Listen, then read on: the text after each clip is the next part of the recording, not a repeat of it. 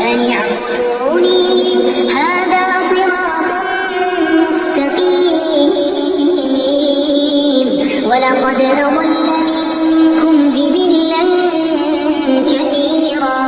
أفلم تكونوا تعقلون هذه جهنم التي كنتم توعدون اصلوها اليوم بما كنتم تكفرون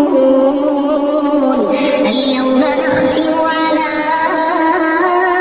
أفواههم وتكلمنا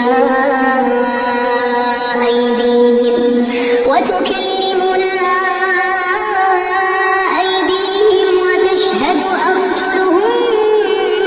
بما كانوا يكسبون ولو نشاء لطمسنا على أعينهم فاستبقوا الصراط فأنى يبصرون ولو نشاء لمسخنا